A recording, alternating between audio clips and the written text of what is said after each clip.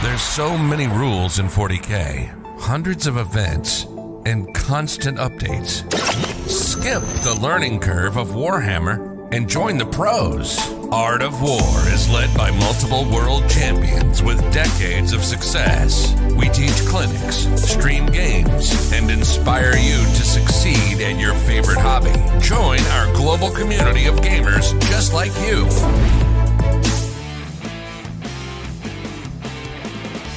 When we need to prepare for a competitive event, our go-to company is the Army Painter. Thanks to their complete range of paints, spray cans, and gaming tools, we're able to complete our new armies and units in no time. When we need to elevate the quality of our models and terrain, the Army Painter is always our first choice. You may not know this, but the Army Painter has sponsored more competitive events than any other hobby company. Tournament and wargaming is in their DNA.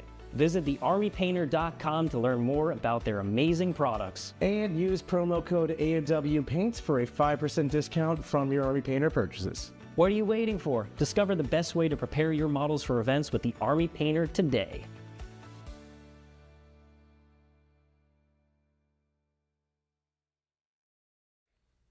What's up, everybody, and welcome back to another Tier List Tuesday. That's right. Favorite It's day Tuesday, here on the channel. And we're tier listing.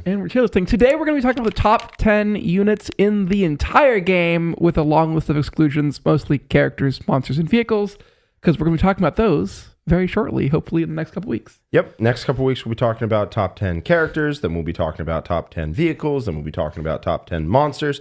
So don't worry. There's plenty of time left to have plenty of content, right? We're not looking to pollute these top 10 lists, right? We're looking to get into the nitty gritty of what makes these units good. We're not looking to have them compete with like Angron out here. You know what I'm saying? Nothing can compete with Angron. Nothing can compete with Angron. All right. So yeah, it's going to be units. Specifically, this is going to be units, and we're approaching them as if they had standard buffs, right? So the kind, not like maximum efficiency or minimum efficiency, but just as you would usually see them on the table. Right. Yeah. So like if your army has rules that apply to these units, we're just going to factor that into the units.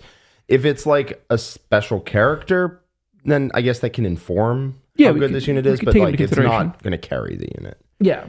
Yeah. All right. And if you like more of this content, this is the kind of stuff you want to see, please do like, comment, and subscribe. I know every YouTuber says it, but it actually genuinely really helps us out. It's how we stay in business, keep the lights on, and keep producing more content just like this. Every night I stay up and watch our subscriber numbers. I Every just day. stay up, just staring. That's all I do. It's the only way I can feel happiness anymore. Exactly. That's right. All right. So I feel like it is, again, important to state that we are not rating any characters. Yep. Any vehicles or any monsters. Yep. So Those this are is just future videos. Units. Just units. Just units. data sheets that don't have those keywords. Okay. You want to go ahead and get number one? Number 10. Number 10. Wow, jumping the gun a little bit, Quentin. Let's hop right into it. So we got these they're Rubric Marines. Rubric Marines. So what does this unit do, Jack? This is something that you have played and that I've also played, but you have played a lot more than I have. Yes. So Rubric Marines have been pretty damn good since the start of the edition. They provide you a Cabal point, which is dope, I suppose, but let's look at their datasheet rule. Their datasheet rule is they reroll ones to wound, and they reroll full wounds against units on objectives. Now, full rerolls to wound is a hell of an ability. I will tell you, Assault Intercessors, kind of mediocre, but guess what? They have a rule which says they get reroll wounds against abilities, against objectives. What is better than that? Well, they get it in combat. Rubric Marines get it in shooting. Do you Rubric Marines shoot hard, Jack? They shoot pretty dang hard, but then they also give these buffs to their attached character. So that like Infernal Master with Arcane Vortex, who just like can be like, you Land Raider, please go to sleep now. They get real wounds. They give reroll wounds to whoever joins the unit, and it doesn't matter who joins the unit. It's pretty good. So it's not one character that is good if he joins the unit. It's any character is good if they join the unit because they get full rerolls to wound. So that's like the main reason you take rubrics. They're also like an OC2 battle line unit with a 3-up save and a 5-up invuln. So they're not like hard to kill, but they can be annoying to kill, especially factoring the fact that Thousand Suns can do a lot of like reroll save, blank save, because the aspiring sorcerer in the unit is a psyker, so a lot of those strats can be used on him. Yes, and they do shoot hard in and of themselves. They are outfitted with pretty damn good flamers. They have a lot of rules. They have a lot of guns. They have more guns than you think they're going to have. resolving a 1,000 sun shooting phase does in fact take quite a while because, I have 3 warp flamers in this 5-man squad and a warp flame pistol and then the psychic gun off the sergeant and then also a soul reaper cannon. And all of it is +1 AP on 6s to wound. All of it rerolls wounds. And then some of it has sustain depending on the character that joins the unit. Like, it's just stacking buff upon buff upon buff upon buff. And they give you a cabal point, which is pretty neato. You know who else is stacking buff upon buff upon buff on us? Who is stacking buff upon buff That upon us? is John McArdell, who just gifted 20 Ardor memberships. Thank you very much, John. Thank you so Really much, John appreciate McArdell. it. Yeah. Glad to have you in here. Always good to have you in our streams. If you were gracious enough, or if you received one of the gracious gifts from John, please be sure to accept it somewhere in the YouTube settings. Absolutely. So Rubric Marines, their defense is whatever. Yeah. Their utility is decent. Yeah. Right? They give you a cabal point, and cabal points are valuable. And they do a lot of damage. Really just do a lot of They're damage. not super expensive, but they are number 10 on the list. They're number 10. They went up in points. I believe they were 95 at the first. They went up to 105 for 5. Perfectly reasonable cost. Just a good, solid, all-around unit. They're the kind of thing that, like, I don't know if every army would take them, but I think a lot of the armies that have either good characters or just want a solid shooting piece that is battle line and good OC and a very good utility unit, it's going to take basically, would take Rubric Marines. I would agree. Yeah. I would agree. I think they're not, like, spammable in most armies, No. but they're just a solid data sheet. And you see, like, 3 to 6 of them in basically every 1,000 Suns list. Yes. And they make the character really good. And they make whatever character joins them really good. Yeah. All right, you want to go ahead and move on to number 9. First, I want to go over this €5 super chat from Red Rum. Red Rum. For the Quinton Food Fund and also for whenever Sid Meier's Civilization 7 comes out. Great content. Thank you, Red Rum. Red Rum, I don't know if you are. I am a gigantic Civ fan. I think Civ 5 is the highest hours I have in any video game in my Steam account currently. Including Tabletop Simulator? Oh, no, Tabletop Simulator definitely has a beat, but any of the real video games, it is definitely Civ 5. So I have watched the trailer for Civ 7 probably like 6 or 7 times because I just am really hyped for it and I'm really, really excited about it. All right. I think for the rest of the super chats, I think we should leave all of them until the end. Sounds good. We'll cover every single super chat at the end of this video. All right. Moving on to number 9.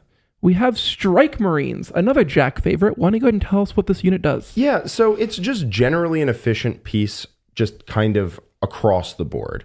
It is durable. It has a 2-up armor save randomly on a bunch of Marines. It's not that expensive. It's 120 for 5, if I remember correctly.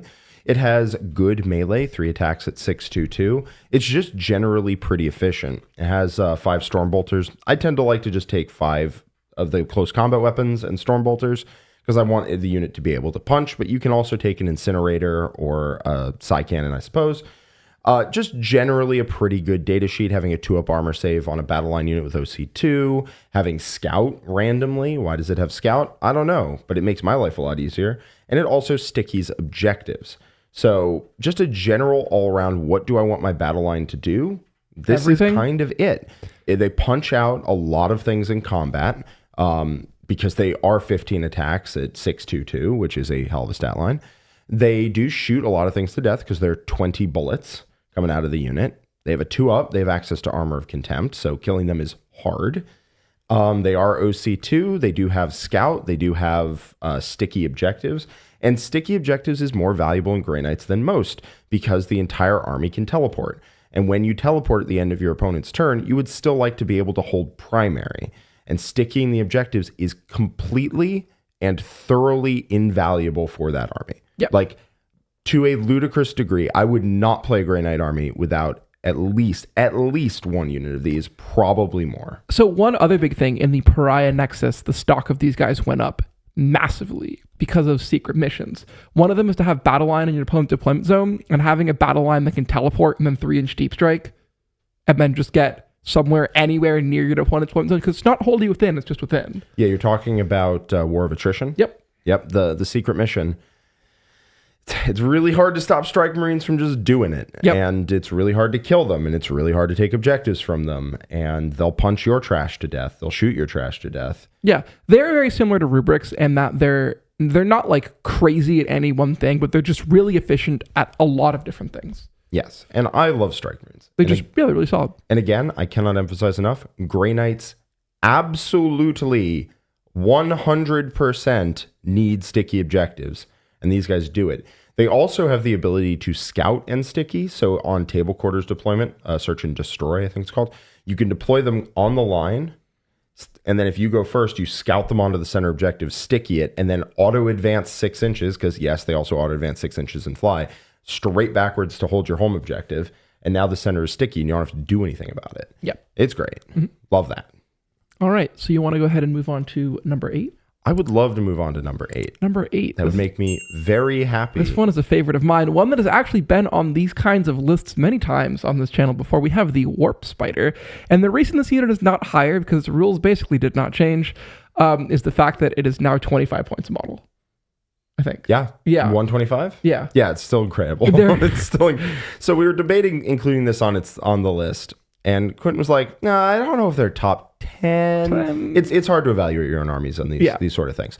And I was like, "All right, Quentin, is there any one of your elder lists that doesn't just start with 3 units of these?" And the answer to that was definitely no. Yeah, they're crazy. So this is a 1 wound, asterisk, toughness 3, 3-up save, 5-up invul model that costs 25 points. So very expensive. So what do you get? Well, it moves 24 inches. And notably, that is a normal move, not an advance, which means you can go 24 inches and still do an action. And then its gun is D6 shots at 401 torrent dev wounds. Yeah, and the sergeant has 2. The Exarch has 2. The Exarch has 2. And it's not the only thing he has 2 of. What else does he have 2 of, Quentin? Well, he has 2 wounds, which is shockingly important because a lot of things are like, yeah, I'll kill 5 X models. And you're like, aha, but I have 6. Yes. Yeah. They're just incredible. They're the fastest moving unit in the game. Yep. And turns out speed is one of the most important, like move is one of the most important stats on your data sheet. And they just use it to maximum effect. Also, their guns are pretty damn good. They're pretty solid. They're pretty damn good. They're good into kind of everything. Yeah. I mean, it's like you just pick a target and it takes like 4 damage. And if it's not like a durable target, they also take a couple saves. Yep. And the way that we at least like to use them is like you can run them around as single units, right? You run them around as a 5-man, and they do great work at that if you're skirmishing. I think they're probably, if you're just planning to like sacrifice them, they're a little too expensive, and like Hawks do that better. Yes. But I think the reason you do take them is because if you take a unit of 15... you take 3 units of 5, and they run around the board. As a unit of 15. As a unit of 15. We call it the 15 unit. With the Warp Spider firing squad, because 1 unit can be very swingy. Yes. It's very hard to predict what 1 unit of Warp Spiders will do because it's like it's D6 shots into a lot of times just fishing for dev wounds. So you average like 20-something shots, but you could get like 4, or you could get like a lot. I've had this unit like single-handedly kill a Rhino, and I've had this unit not kill 2 Gretchen. But if you're on 3 units, you have enough redundancy that a lot of times 1 will spike, 1 will go below, and 1 will roll about average. And you'll just kill something. You just kill something. The other thing about this unit is it is a perfect way to express like player skill. Oh, yeah. Because if your opponent, or to punish a mistake on your opponent's part, if your opponent left a small little area of the board they can't interact with, guess what's going there? It's Warp Spiders. 50 Warp Spiders, yeah. And they're going to shoot something to death, and your opponent's going to be like, oh, I guess I can't quite get to that angle to see them back. And guess what? Now they're shooting them again, and again, and again, and again, and again, and it's bad. They also overwatch well. They do that. A lot of times they are a great move block too. One thing to consider is because if you move them 24, then you fire and fade them, they go 36 inches because the 24 only works in the movement phase, not in the shooting phase. So they just go their base 12. But if you move them 36, if they're somewhere vaguely near midboard, and I don't mean like fully in midboard, I mean like near midboard and you're still in your deployment zone, that's basically a 3-inch deep strike to anywhere on the table. Yeah. But like better. No, and I played Eldar to a team event like semi-recently. Yes. And I didn't put anything in reserves. And I kept telling my opponent, yeah, it's like my army re-deep strikes every turn. Oh, yeah. Because they just move like 36 inches. So why would I deep strike anything? Also, if you're vaguely in midboard, even a little bit, that's your opponent's home objective. And it's yours now. Oh, 100%. Yes. Yeah. These guys are one of the best primary Denali units. Because a lot of times, like scrappy late game, people will be like, okay, cool, I'm going to trail 1 dude back onto this objective and they're going to go forward. But, it's kind of late game, so you don't have a lot of stuff and it's safe. And you're like, solo Warp Spider that survived earlier. Mine now. Yep. Or a 5-man Warp Spider like jumps on the objective, shoots them, and then says, hey, if you'd like to charge me or move or do anything, there's another one where that came from just for you. One last thing about the Warp Spiders we should probably mention is that if you flicker jump them, you do take a mortal wound on a dice roll of a 1, but it's okay. The sergeant has 2 wounds, so you don't lose any efficiency there. If you have ever, and I mean ever in your life, felt useless, I want you to remember that that is a restriction that exists on a rule. On a 1, you take a mortal. Don't worry, there's a model in the squad that has 2 wounds. Yeah. So, go ahead and move them 24. Sounds good. All right, you want to go ahead and move on? I would love to move on to the next data sheet. This is one you've recently played. Yeah, I just took 3 of these guys to ATC. We have Dominions. So the Dominion is kind of a weird unit. So it's a unit of 10 basically battle sisters, in that they're like toughness 3 up saves, 6 up invuln, but they're not a battle line, and they're only OC1. But in exchange for that, what you get is 4 meltaguns or flamers, but you're going to take meltaguns. Yes. That's really good. And then you're going to have a cool sergeant with like an inferno pistol and a power sword, and then you're going to have 5 girls in the back, one of which is going to have a banner, which on a 4-up is going to get you an extra miracle dice, and the rest have bolters. So what makes this unit is kind of clunky. It's 150 points, but what makes it really awesome is if you put it in an immolator, you get 2 squads out of this unit. You get one dirt cheap for the record. Dirt cheap. It's 115. You get 2 squads, which is amazing. And so half the unit has effectively 5 meltaguns, and the other half of the unit has 5 bolters and sometimes gets 2 miracle dice. And what that ends up meaning is you get a unit that can hold your home field, and you also get a unit that can go forward and kill your opponent, which is just like a great like thing to have, because if it fills 2 roles at the same time for the cost of 1 unit. And 4 meltaguns does not seem awesome, but if you take them in the Firestorm detachment, the Bringers of Flame, which is the one that I think Sisters are going to be taking a lot of because it's the best one in my opinion, all your meltaguns go to strength 10, which is a massive breakpoint. And then you can kind of stack them with like the immolator they're in, give them ignore cover. So a lot of times things 2-up save suddenly get like a 6-up instead of a 5-up or something like that. Yep. And then you have miracle dice, which means that the first meltagun that goes through is just flat damage 8, which is really efficient. Yeah, they're quite good at doming vehicles. They're very fast. They have scout, and in that detachment, it combos very well with their ability to advance and shoot and miracle die, all that stuff. So you have an Immolator Dominion package that is 230, which provides you with a kill team of four ladies with meltaguns, 1 lady with an Inferno pistol. All that's +1 strength. All that's in the Immolator. And it also provides you one of the better backfield holding units. Yeah. Which is quite good. And 230 is just pretty dirt cheap. It's pretty cheap. Big fan of these. Also the reactive move to get back in the transport. Yeah. So that unit in and of itself is just very efficient. What makes them really good is there's a whole bevy of rules that are just kind of stapled on. So the first one that's really nice is the reactive move, and it works on both halves of the unit. And the best thing about this is it's not phase locked, so someone fire and fades near you can do it. But more basically, so you get out with your Dominions, you shoot and you put them in a really exposed, obnoxious position, and you say, hey, I'm near like all these units. If any of them really move near me, or if you move on to this objective that I'm currently on, I'm just going to get back inside the simulator, and then I'm going to use the unit over and over again. But also it's on the trash unit, which means that like they're great for screening, because like if your opponent runs up to try and charge these 5 battle sisters you don't really care about, they just like leave. Yeah, it's kind of a 2-for-1 deal, which is a little rare, honestly.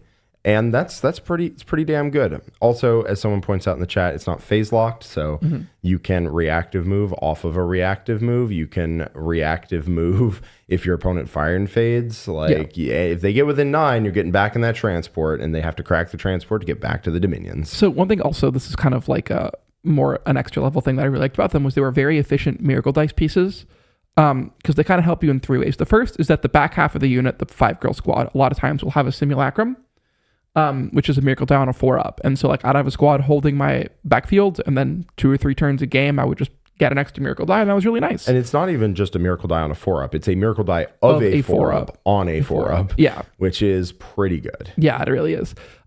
Second, they're the perfect thing, the back half of the unit to throw out and die, which gets you miracle die. And then the last thing is they have a cherub. So that first, I'm using a 6 here to do 8 damage with this meltagun. Well, I guess I will take another miracle die for free, please. Yep. Or a back squad that's on your home objective makes an advanced roll of a 1 with a miracle die, and hey, let's just redo that. Let's, Yeah. like you're not using that one, so why not just mulligan it? Yeah, it's pretty Pretty solid. good. And because you split the unit, each half has a cherub now. So Yeah. each half can use a miracle die and then mulligan that miracle die to get you a new one. They're just genuinely really efficient, really good units, and I don't think I would start a Sisters without 3. I think basically every army would take them. Yeah. Oh, also one last thing. They have the rule Holy Vanguard, so any attached characters also get Scout. Which no other scout unit has. What are we doing here? Every other scout unit, listen, all I'm saying is that I would like my Primaris Crusader squads to get scout even if they have an attached character. That would be pretty neato. But unfortunately, there are no characters that have scout, as far as I know. It probably is one. That can join the unit. So if you want to join the unit with a cool rule to make the unit better, guess what? They lose their ability. Not so with Dominions. Ha. I don't know why I said it like that, but I did. It's because you wanted to drive it home how much better Dominions are than all but 6 data sheets in the game. All right, well, you want to talk about the next data sheet that's better than Dominions? Well, I think this one is a Quentin special. Why don't you go off? Scourges. King? Okay, so what is the Scourge? I think it's 115 now for the unit. So same cost as the Dominions. And you get 5 Bird Bros. And one of them is bad and has a sergeant gun, and who cares? He dies first.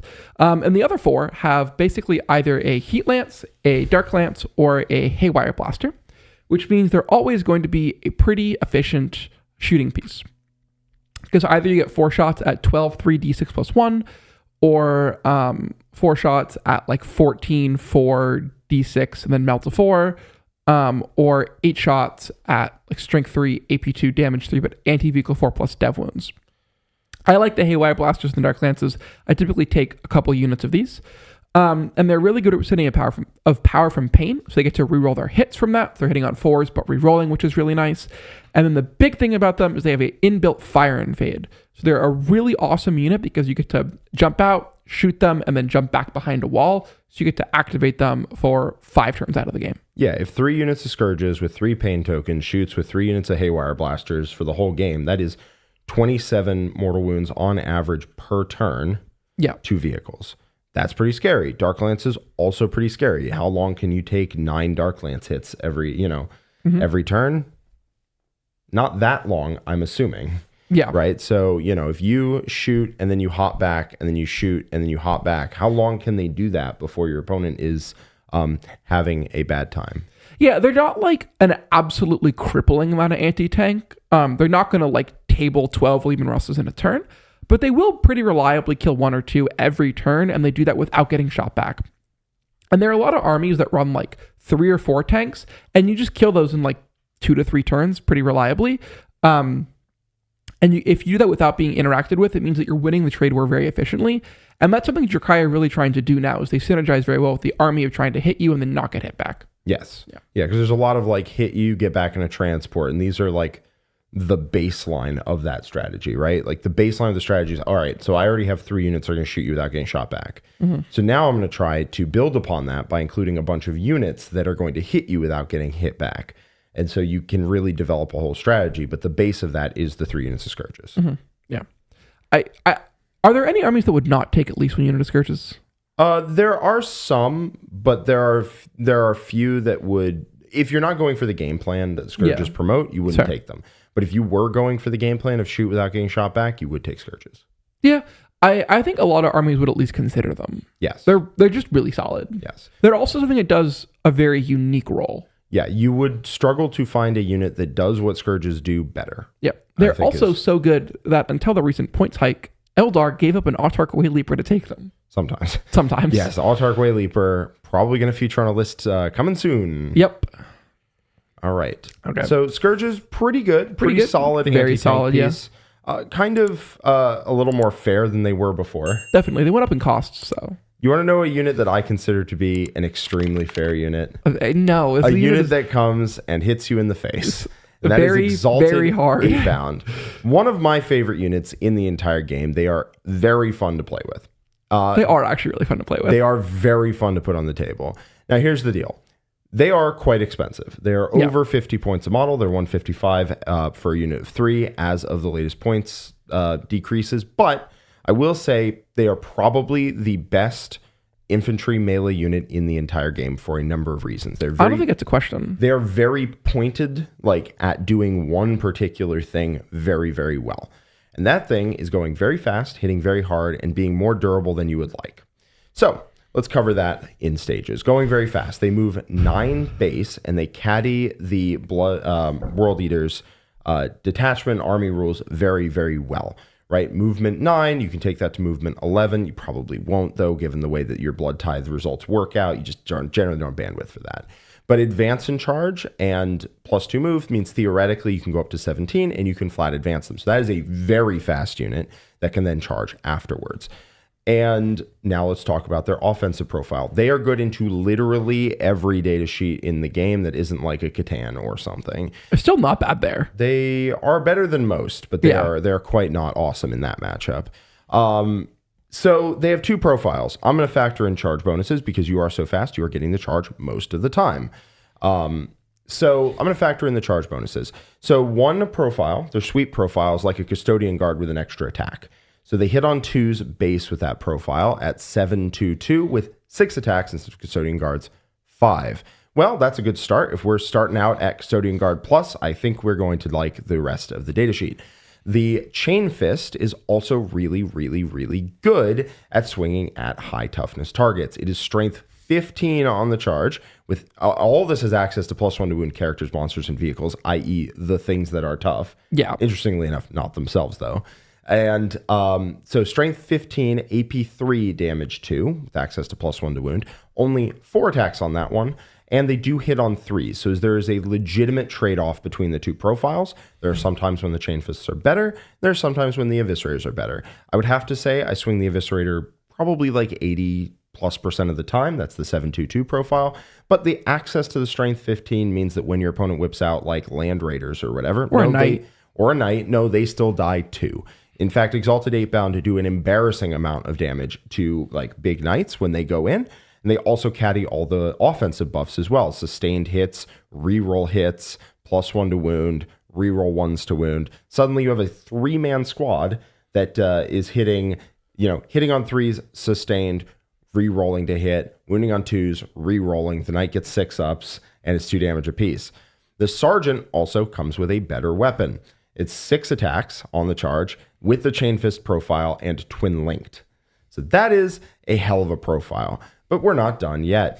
Its defensive abilities are also quite solid.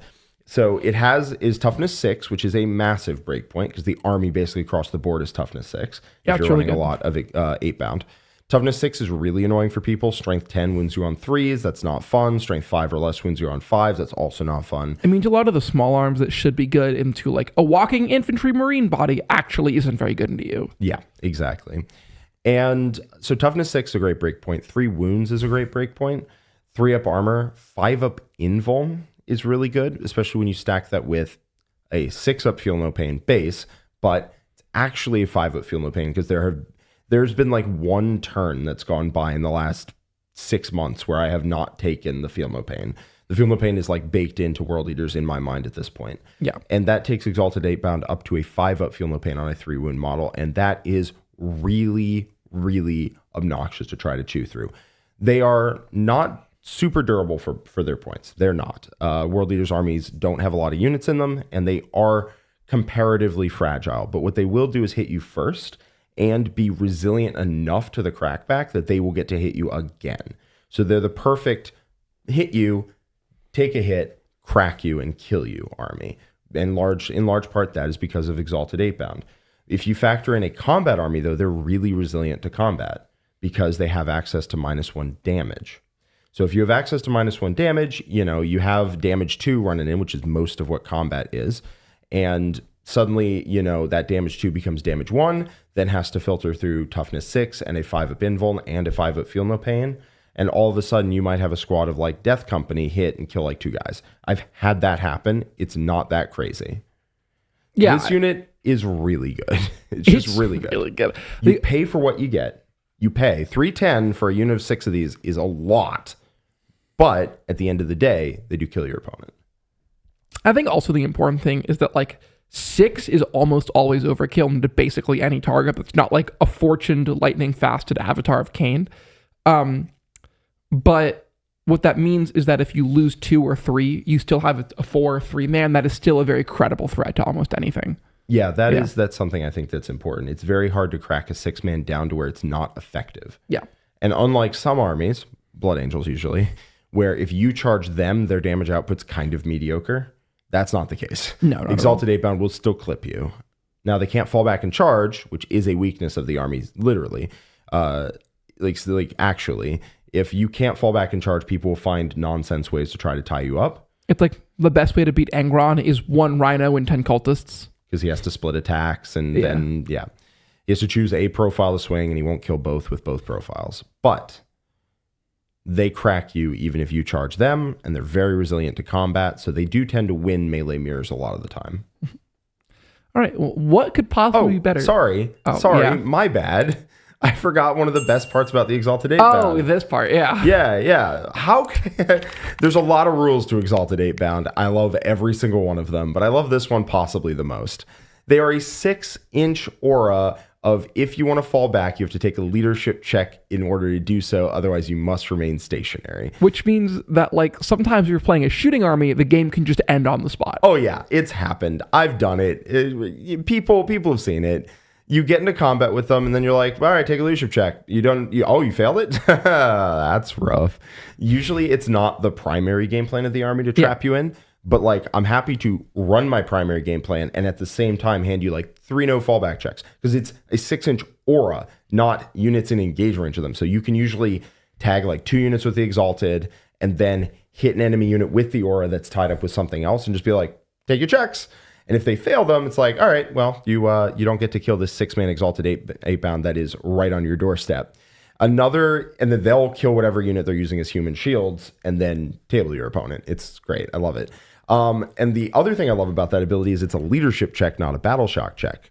Now, ordinarily you'd think, well, battle shock would be better. I want my opponent battle shocked. Well, yes and no. Guess who can't use anything to auto pass leadership checks? No miracle dice, no fate dice, no Synapse. reroll battle shocks, no +1 battle shocks, none of that. Yeah. So if you are a humble Tyranid player, you're going to have to take your leadership 8 checks on 2d6. I don't care if you're within Synapse. If you're a Sisters player, roll those dice, baby. You do not get to auto pass this. If you're Eldar, no auto passing right now. Roll your dice and accept your fate. Yeah. It's like really good. It's really good. It's really good. I start my list at 3 units, and I do not deviate from that. Yeah, I think 633 is pretty good, or 663. Any amount is good. I think 633 is where I start. Yeah. All right. Well, up next we have a unit that is not Exalted 8-bound, but is far cheaper. Absolutely. We have Jump Pack Intercessors. This is a unit that Quentin was like, wow, this unit is so efficient for 85 points. And I was like, Quentin, it's 80. Yeah. So this is not a unit that is going to blow your opponent's mind, but it will when you tell them the points cost. It will definitely blow their mind in Sons of Sanguinius. Yeah, it definitely will. I will get to that in a second. So, I mean, they're Space Marine bodies, but they move 12. They hit okay in combat. It is distinctly hard enough to beat up like a squad of Aspect Warriors or 5 Sisters of Battle or something like that. The Sergeant has a Power Fist, which is pretty nice. And they do some Impact Mortals. They have the Grenade keyword.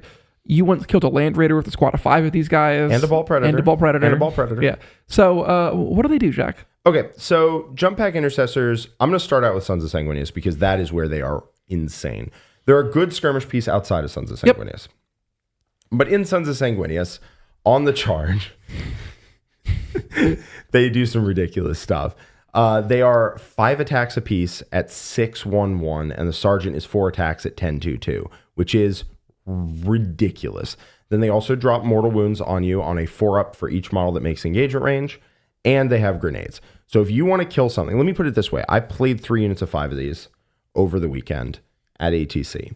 I would have run 6 if they were battle line. Let me just put it that way. They are insanely efficient damage per point, and I was routinely killing armigers with them. Yeah. So what you do is you run in and you go grenade. All right, you take 3.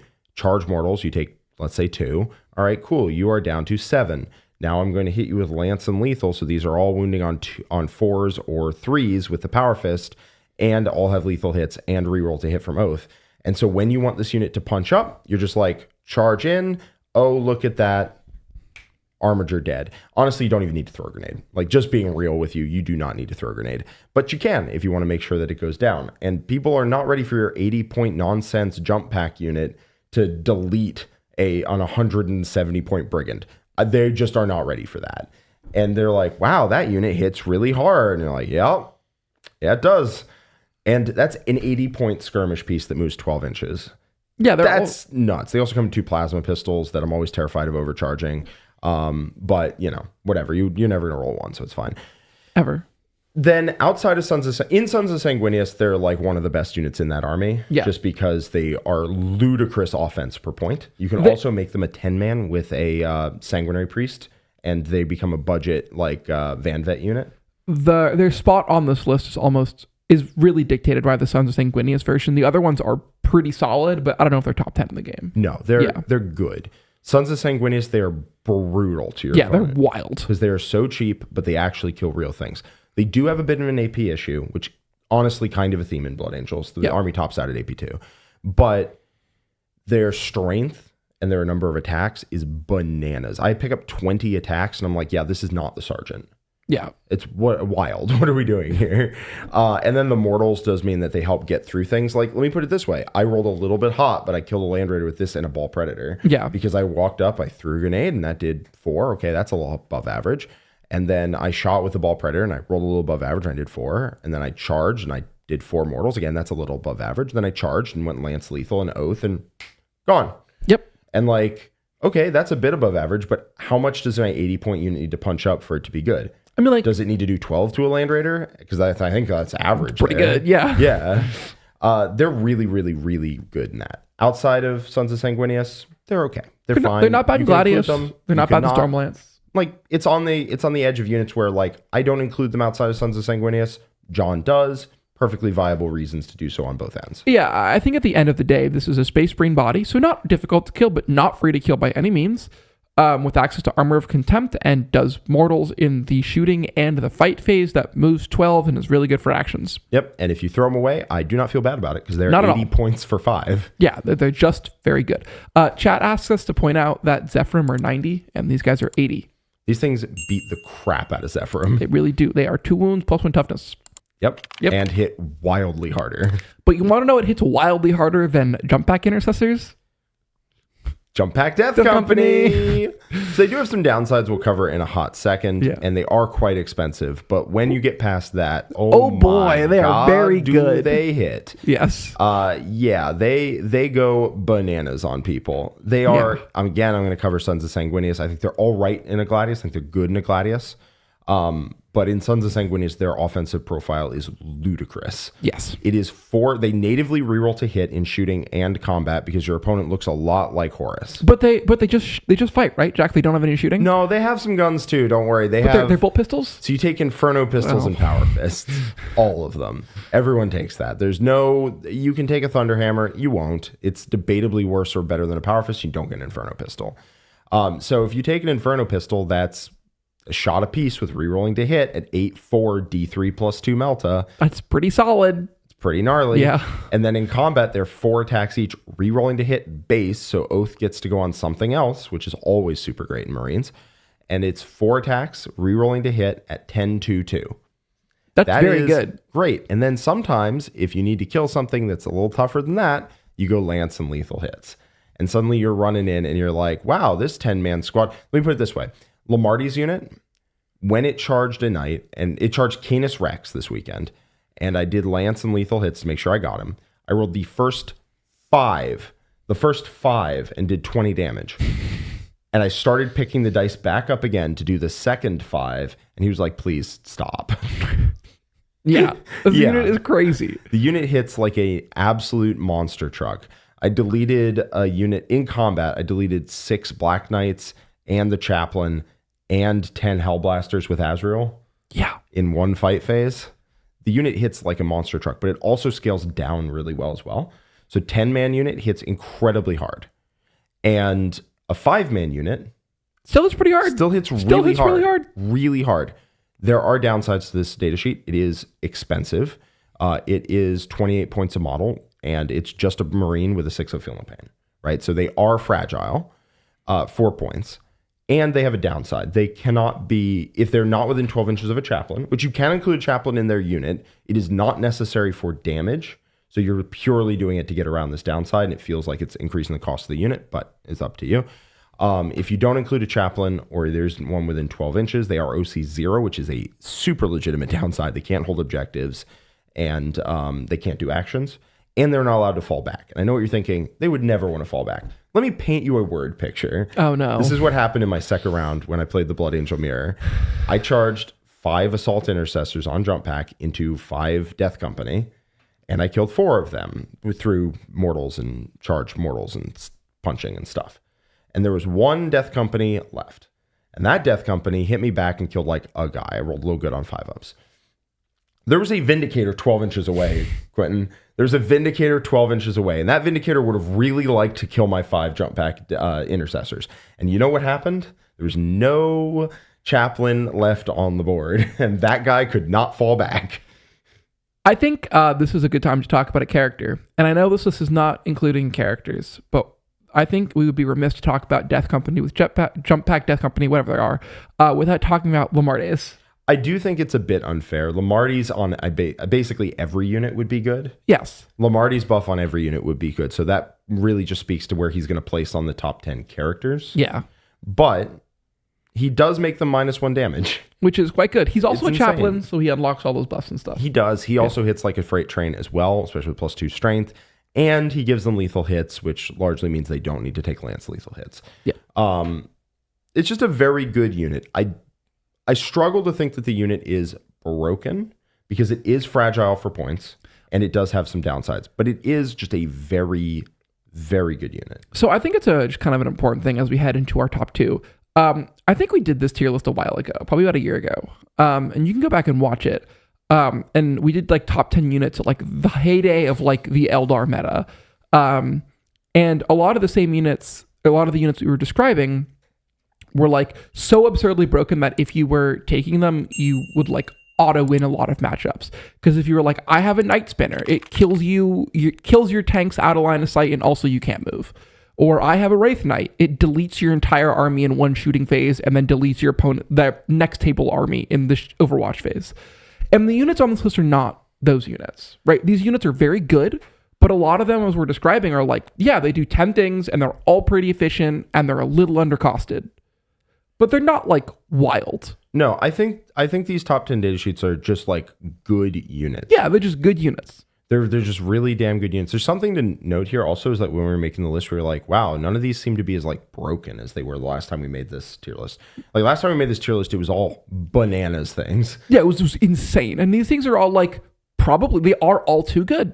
But a lot of the units on this list could be fixed by like going up in cost 10 or 15 or 20%. Yeah, I honestly don't even think they need to go up that much at all. Like some of these are just good, solid units. Something has to be the best. Yeah. Something we've noticed, especially when we were prepping for ATC, is that it feels like a lot of the armies in the game right now are very on par with each other. I mean, we considered what, like 17 or 18 different armies? Yeah, for our 8-man team. Mm-hmm. And it's just like, wow, the game is in a really good spot. Really, really good spot. But a really good spot, a game in a really good spot is going to have some good units in it. Yeah. And that's where we are right now. And you want to know what the second best unit in the entire game is? This one's going to be a little surprising, I think, to people, because this was my thought of the first best unit. But when you suggested the actual one that you put number 1, I was like, yeah, absolutely. Okay. So Deathwing Knights. These guys recently got a buff. They got a big buff. And you know what I actually think? Yes. This is going to be a hot take. It's going to be a bit of a spicy one. I actually think they were better before. People just didn't realize. It's possible. And do you know why? It's because they went up 20 points when they got their buff. That's fair. So this unit is 235 for 5. You cannot take more than 5. They are fixed unit 5. Also, the new models are really gorgeous. They're so pretty. So beautiful. I saw them in person and I picked up 2 boxes. I probably shouldn't have done that. So Deathwing Knights have one of the most durable stat lines in the entire game. One of the most frustrating to deal with for sure. They are 4 wounds apiece with -1 damage inbuilt natively on their datasheet. And because they are a Marine, they have access to Armor of Contempt. Yeah. And they'll have cover. So this unit is beefy. It is beefy. So they're just really annoying to deal with, but they do also hit you quite hard. They also, if you want to get around their durability with If you want to get around the durability with mortal wounds, once a game, they get a 4 up against that after they see how many mortal wounds you've dealt to them. And that can be quite solid as well to just try and blunt some of that. They are offensively minded as well. They are 5 attacks apiece at 6/2/2 that hit on 2s. That is a good profile. And the Sergeant, the Flail of the Unforgiven's better too, right? Yeah, the Sergeant has like 5 attacks that hit on 2s with sustained and dev wounds at 6/2/2 or something like that. There are other weapons you can take. You can take the Mauls, which are 4 attacks at the same profile, but with anti-monster vehicle 4+. I go back and forth. I think in a Gladius, which is probably where I think Deathwing Knights are at their best, I would probably take the swords just so I can go +1 to wound on the charge and just have extra attacks. And I think they're just a really, really solid unit. 3 units of these, brutally hard to get rid of. I do think 1 unit Deathwing Knights is not that tough to deal with. No, I think 1 is fine. I think 1 is like annoying and will require effort, but like they do die most of the time to like a las cannon. Yes. Yeah. I mean, Two they take a las 3 cannons. up against it. Sure, Let's that's fair. Okay. Let's calm down there. Yeah.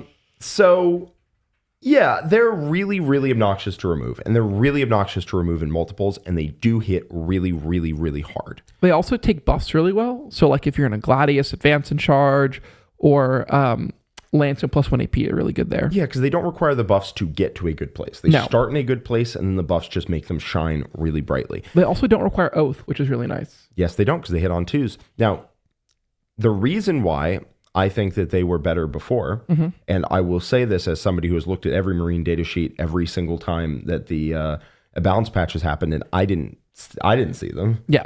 I think they were better before because they were just 20 points cheaper. They were 1 less AP on their weapons and didn't have anti-monster vehicle 4+ on the Mauls. Yeah. And also damage 1 on the swords. But for like their offense profile went up, but their defense stayed exactly the same. And I think 3 units for 60 points cheaper might have been better. It might be. And who knows? But now they're good at everything. They're good at all of the things. They're good at surviving. They're good at punching. They're not as good at being speedy around the board, but in the Gladius, it definitely helps. They're fast-ish. They're also really good in a Land Raider Redeemer. Yes. They do have some downsides. They are only OC1, as somebody pointed out in the chat. If you don't kill your opponent, you probably are losing the objective, but they are still going to be there. Yeah. I mean, armor contempt, cover, -1 damage, 4 wounds is just a profile most armies have limited answers for. Yeah, they're just really durable. If you can get rid of those answers after they peel your first squad up, then the second and third squads probably just get to party. They're also really good at Rapid Ingress. They're insane out of Rapid Ingress. Okay. I mean, if I see 15 Deathwing Knights across the table for me, I know it's going to be a hard, grindy game. Oh, yeah. Yeah. Oh, yeah. Okay. So we're on to number 1. The best unit in the game. And this one is going to be shocking, an surprising. unexpected one. I'm going to, but both of us are on the same page. 100%. I was like, it's this unit, and you were like, definitely. Yes. It was Quentin's idea to put it on the list in I general. think this unit is every single army bar none would take at least 2 of these units. I think so. If they could, I think they would. This unit is the most frustrating unit I've ever had to play against. I love this. I love this unit so much. It hit hards, it's durable, and it is World Eater's spawn. World Eater's Chaos Spawn. Now, I'm going to be honest with you. I think that there is like nobody in the chat who's going to get that. Oh, 100% no. And that's fine. We're here to surprise. We're here to tell you, hey, maybe this is our opinion on this. Yeah. But here's the thing about World Eater's Chaos Spawn. We're factoring in the buffs they receive like natively from the army, basically. World Eater's Chaos Spawn are bananas tough for points. They're so dumb. Like 65 points for what World Eater's Spawn do is absurd. They are ludicrous. Like if you could, like, again, we're not looking for most impactful unit. No. We're looking for best. Yeah. And best has something to do with how many points it costs, right? Yeah. Like what's the best unit in the game? It's probably a Warhound Titan. Sure, But yeah. it's like 1,100 points, right? World Eater's Spawn are 65 for 2, so they are dirt goddamn cheap. They are 4 up armor save, 4 up feel no pain. 4 up feel no pain. With 4 wounds. And 4 wounds. These things take a melted to the face on average. Yep, and they just keep on trucking, and they don't care. So they are like the best profile to slap on a midfield objective. And Listen, I put them out there against real armies, and my opponents commit and don't kill them. Yeah. I was playing Sisters, and I shot a squad of Retributors into these things and didn't kill them, and it cost me the entire game. Yes, it did, didn't it? Yeah. 4 Feel No Pains, anything can goddamn happen. But in addition to that, guess what? They heal. They heal D3 wounds in each player's command phase. Yeah. So in your command phase, so you rock up, you shoot them, and you're like, here's 2 Bright Lances. Surely it didn't kill one. Yeah. Cool. It's back to full. Yeah, back to full. full. Because in my turn, it heals D3, and then at the start of your turn, it heals D3. Back to full. Doesn't res models, thankfully. Yeah. But it does heal them right back up to full if you didn't kill them. And they are just offensive enough to win every skirmish fight in the game. Yeah. So like this unit will never survive getting shot by a real unit and will never kill a real unit. Like if you like fight it with like the Volgons, it will die. But if you Yes. are not literally like a really good offensive unit or a really good defensive unit, you might die to this thing, or Also, you might not kill it. Let me put it this way. You can charge this with 5 Death Company, and you'll kill it. But if I want to keep them alive, and I spend -1 damage, I don't think you do. No, these things are crazy. Like you still might, but like they have 8 wounds combined and a 4 up Feel No Pain. And if you don't get them, they will heal back to full. Yeah. And like, that's just bananas. The amount of times I put them on an objective, my opponent has poked like, let me put it this way. I was playing into Eldar with these things, and I was holding my side objective with them as the rest of my army rushed him down. And he was like, all right, well, I got to kill these spawn because they're holding an objective. Not to mention I have sticky objectives in that army. That combos with spawn super well because they're cheap. And if you do throw in a firepower in to kill them, I've gotten you to throw resources, stick you the objective anyway, and hold it. It's kind of like their last screw you. But not only that, he like ran over and he threw 2 Bright Lances into 1 spawn, right? It's 1 spawn left holding the objective. And he didn't wound with one of them or missed with one of them, whatever the two. It happens. And I failed the save against the Bright Lance, and he's like 7 damage. And I was like, oh, I took 3. Okay, still my objective. Yeah. And he's back to full. Thank you for asking. It's just, that's what just happens with Spawn. All the time. I think also, and once again, I need this again, this is not like a 120-point unit. This is a 65-point unit.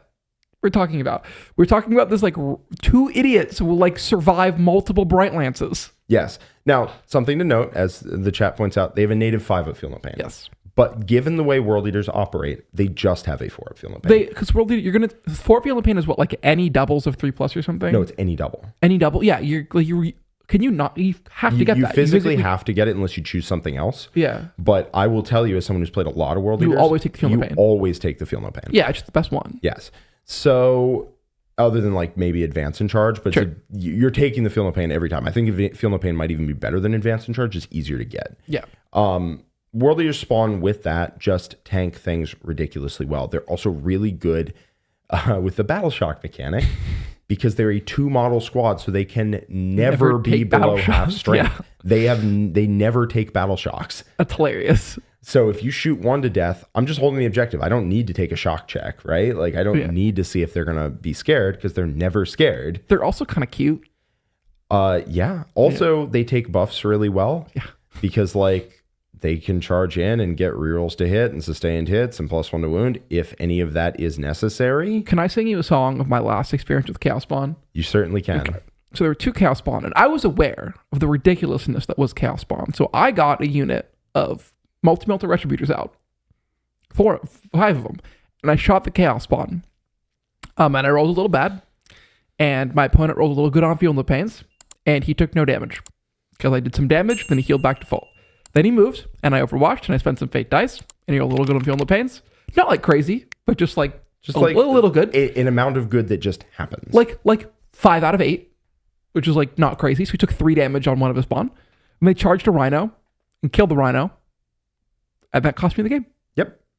I think it was a wounded Rhino. It was it was like 8, right? Like it wasn't like rolled crippled. good. Yeah, rolled But good. like the living over and over and over and over again is just a thing World Eaters Chaos Spawn do. Yeah, it was insane. I love these things. They are I've played a lot of World Eaters. These are the best unit in the book. Yeah, and every single army would take at least one of these units. At least one. I start every World Eaters list with 2 units, and I've been trying to get up to 3 every time. Yeah. They aren't a frontline piece, which means you do need to have your frontline damage and combat and whatnot sorted before you can, you know, include a third unit of these, just because they cannot do that role. Yeah. But at the role that they're doing, they are best in the game. Oh, the and best it's like skirmish not trash piece ever. close. Yeah. Because they will never lose a skirmish fight. Ever. And eventually they'll win it. They're also like toughness 5, right? They're toughness 5 with 4 wounds and a 4-up. Yeah. There is no avenue to attack this unit that is like amazing. If you put AP 0 into it, they get a 3-up and cover. If you put a Meltagun at close range and you Fate Diet, you on average just kill 1. Yeah. Like, let's just put it that way. And you wound with Meltaguns on 3s. Like 4 Meltaguns rocking up, killing 2 spawn, unlikely. Very unlikely. Like quite unlikely. And for 2 models at 4 wounds apiece, that just shouldn't happen. Yeah. All right. You want to go ahead and talk about all these super chats we got? Yeah, I just want to say World Eaters Chaos Spawn, they love me. I love them. They are best non-character, non-monster, non-vehicle unit in the game for their points cost. I would include 2 to 3 of these in every single list I write, bar none. Let's move on to some super chats. Okay. Ryan G, do you guys see the Tiger Shark going up in points? GW seems to have a no flyer left behind policy when it comes to nerfing them into the ground if they see any play. It's very possible. I think unfortunately they're kind of like one of the last of the like old clunky Forge World resin kits. I think it's also likely they might go to Legends soon, like, and then a balance update, because they've been kind of pruning the Forge World tree. They have removed them from the web store, if that tells you anything. Yeah, I think it's a very sad fact that Tiger Shark is not long for this world. But if they're going to stay around, I think it's very likely they're going to go up in cost because they're just dumb. Yeah, or they make it so when they come on the board, they don't get to immediately shoot, or something. That is a play pattern that GW has been pretty clear that they don't want in the game. So I think it's the fact that like you can't hide from them, because I don't know if you've seen a Tiger Shark. They're legitimately like this big. They're 15 inches wide and 9 to 10 inches long. Yeah, they're huge. They're gigantic. They're like actually a personal pizza. Yeah. Yeah.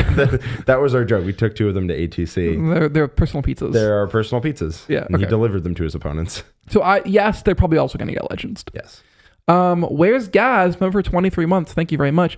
Obviously, Gaz, he's a character. And a monster. No, he's infantry. No, he's infantry. He's infantry. He goes through walls. Zod, Flash gets something mean, green and lean. Wah. I think if anything's going to include it on this list, it would be like Knobs or Squig Hogs I think or something like that. I think Knobs are the best unit in Orcs right now. Probably. Yeah. They're like Death Company if they didn't have a 3-up and if they hit on 4s and... Yeah, it's not great. Yeah, it's not great. No, it's not great. And didn't have a feel no pain. They are -1 to wound though, which is dope. Yep. And they do hit on 3s again if you give them a character. They don't reroll the hit though, which, you know, that is an important part of Death Company. Yeah. Birdie's Bonanza, member for 18 months. Boys, jumping ahead, can you please give me 2 niche units to include in my Dark Angels Vanguard list? That would be fun to try out. I'm going to go number 1 that's not very niche, and that is a Chaplain with Blade Driven Deep and a squad of Deathwing Knights. I hate you. You took mine. Yeah. Hellblasters with Azrael? I mean, you definitely include Azrael. That's not really that niche, though. Inceptors? Shoot them with Inceptors in the Vanguard? Yeah. Centurions? Devastator Centurions? I don't know, like, niche Dark Angels Vanguard. You bet a John question. Yeah, that is such a John question. It's both his factions. Honestly, Azrael plus a squad of Inner Circle companions That's not bad. Really solid. They're really solid for their points. Is it like a character that you can join to Azrael, like a lieutenant or something that you can join in the same unit? I think so. Well, if you can, give them Blade Driven Deep and then take Azrael, Inner Circle companions, and that character and put him in midfield and make him kind of annoying. Be like, hey, opponent, I bet you can't turn off my 2 CP a turn. Yeah. Then they probably can. Yay? I don't know. Yeah, the Deathwing Knights seem Deathwing Knights start in the middle. Jonathan Haynes, member for 14 months at the War Room Gold, says, hey, Jack and Quentin. Hey, Jonathan. How's it going? Glad to have you here. Okay. Tiger G. Sharkington III enjoyed the article in Art of War Living entitled Don't Be a Rotigus, Clean Up Your Spotigus. I used daffodils to add some spring je ne sais quoi to my painting station. Now I'm the great refreshed one, A+. Have you seen the great clean one? Yes, I have seen the great clean one, Quinn. It's unfortunate. Don't look it up. Don't.